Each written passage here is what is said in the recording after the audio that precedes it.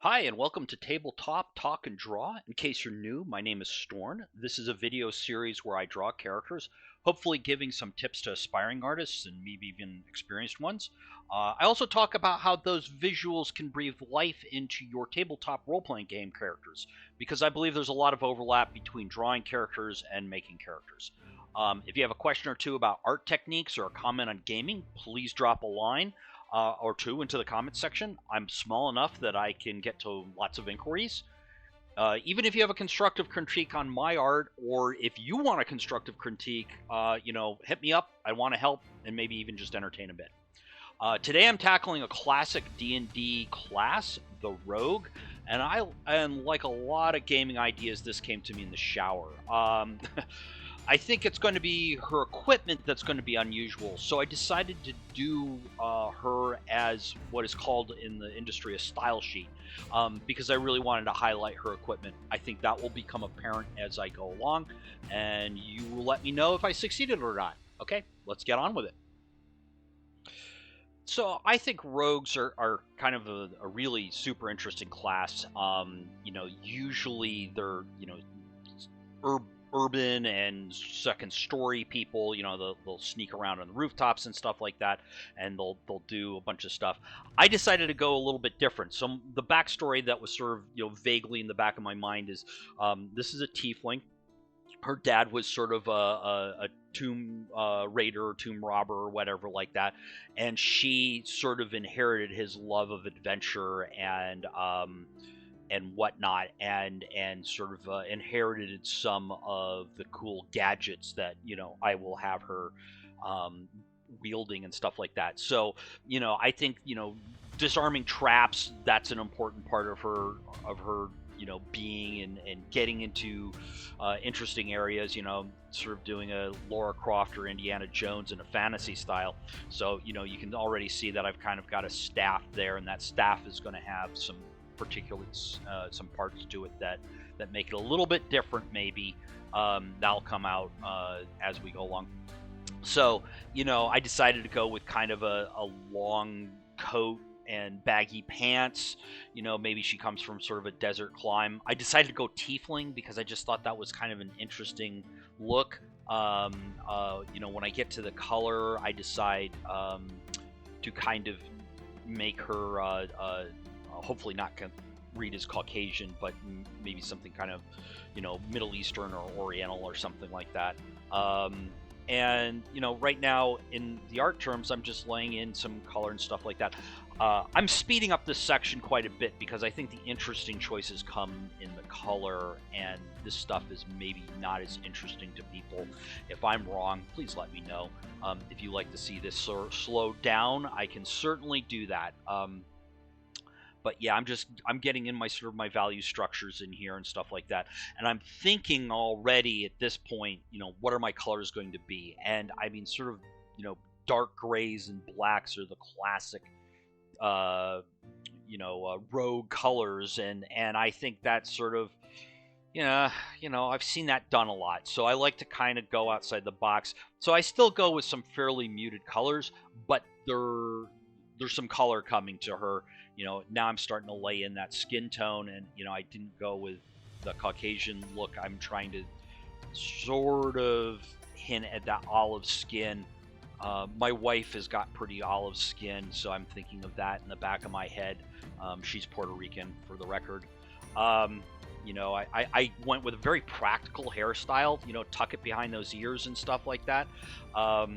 And tuck it behind those horns, because I think she doesn't have a whole lot of time to be thinking about long flowing locks or to do dreadlocks or something like that. So, and from the art point of view, I have a lot of sort of stray sort of quasi pencil lines in there, and I kind of want to keep those because I think they add a little bit of interest to it, and to the drawing and stuff like that. So there's the pants, and her tunic is sort of a blue and not a dark gray or something like that. Although I go pretty dark on her sort of fingerless glove bracer things there. You can see that she has some throwing knives and some vials on this bandolier. I'll get to that more in a bit. Sort of classic. That's classic thief rogue, you know, armaments. I think this staff, which will actually be a spear, is not typical for, you know, she could almost read at the moment as a monk. You certainly could use this image as a monk, but in my mind, she is, you know, definitely a rogue. So yeah, I'm going in with, again, really sort of dark colors, but it's a red. It's not a gray. There's, you know, it's a red brown. And I changed my mind here in a little bit. I decide that I don't particularly like that. I think it's a little kind of overwhelming, and I changed the color. And so, yep, the staff is sort of, see, I went to that dark green. I like that dark green because I think it still reads as a color, but still dark. Playing with my Spotify, I'll just leave that in. I could edit it out, but what the heck? I'll just leave it in there. Yeah, I listen to music when I draw. Sometimes I even watch some television and stuff like that because I can kind of listen to things. I find football a wonderful thing to draw to because you know, they'll show everything in slow motion 5 times. So I'm still working in my darks and lights. This section in here, I have to really kind of take my time. This takes a long time for me to clean up because it's a lot of detail, but I still want it to read, you know, like, so you, the viewer, can read it. And it's just a lot of little niggly little bits and pieces there, you know, the folds in the clothes, the bandolier, and so I just keep kind of going back and forth and back and forth. And, you know, as my teacher said, you know, painting is the constant renegotiation of line. And he was so right. I think that's a really right-on statement there. But, you know, there's a little patterning on her sleeves because, again, I sort of wanted to evoke something that wasn't like, you know, totally dark blacks and grays and, you know, ninja outfits and stuff like that. I wanted to give a sense that she lives in the world, maybe, you know, in sort of a warm place and stuff like that. And so these are sort of light 6. I ended up darkening up the boots because the boots aren't that important to the character concept. I mean, I don't have any like hidden knives or, you know, boot knife in there or something like that. I could have done that, but I just thought of it right now, and so I didn't. Yeah, just trying to get a little bit of highlights in here, and got to clean up those fingers a little bit. You notice that the staff lines are not perfectly drawn. I actually draw them with a plastic ruler. This plastic ruler right here. I put this right on my screen and, you know, start drawing lines. And I want those lines to have some character, because if I use the line tool that comes with Clip Studio or Photoshop, just line tools, they just give you one very mechanical line. And that's fine if you're doing really thin lines way in the background, but even then I tend to go over those by hand just to give them a little bit of thick thin and some character. And I used a brush that had some texture to it, so it reads sort of as a pencil. Here I'm starting to break down the equipment.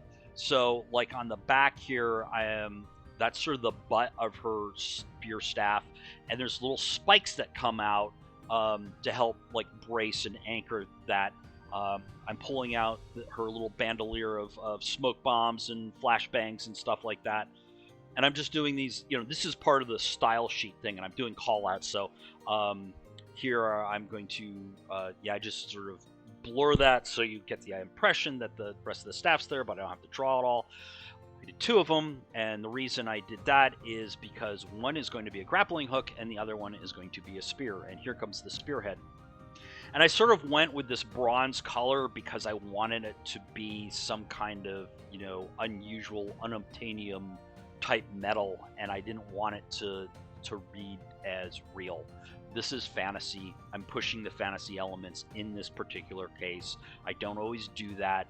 You know, sometimes I'd be, you know, metal or something like that. I mean, like a real, you know, like a real steel or a real iron chainmail or something like that. Here's the grappling part that I'm playing around. I'm grappling with the grappling part. Yeah, so I'm putting in some grapple sort of things. I originally was thinking 3-pronged, but I went 4-pronged, and yep, just kind of, that took a little bit of thought and a little bit of time because I'm working kind of a small area. But there you have it, and then basically all that's left to do is kind of create these call out areas, these little circles and stuff like that. And this takes a little bit just to finagle it right, but I want to leave that in for you guys to see. So I'm trying to just get the amulet, or not amulet, the sort of, I don't know, what do you call that on the crown of her head there, that little metal piece. I had some trouble because I had so many different layers. Getting it all selected at the same time, I was having a little bit of trouble. So I was thinking that she has hidden lockpicks in that thing, and something that's useful for tomb raiding, and if she gets captured, maybe she can get away from her captors and not, they might not know that that's it. And then I'm just doing sort of the text here, and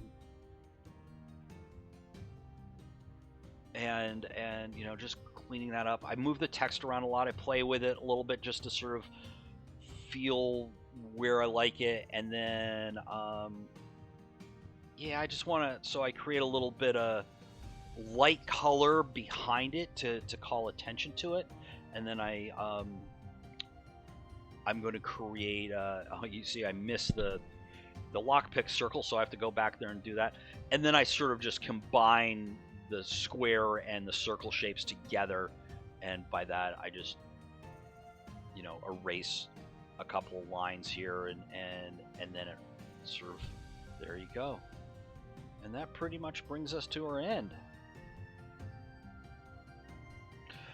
So there you have it, Tiefling Rogue with just a couple of visual twists. Do you like the style sheet format? Do you like those call-outs? Maybe the written word adds something, or maybe it's just boring. Let me know. I don't know yet.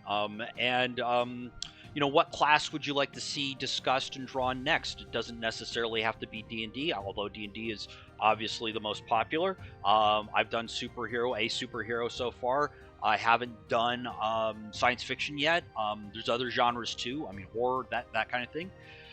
If you enjoyed this video, please check out my next one on Tabletop Talk and Draw, where I did an Elven Echo Knight. But it could also be red, or that visual could be used as a fighter or paladin, and that was also one of the winners of the Name That Guy contest. I'll probably do more contests in the future, so keep your eye out for that. Thank you very much.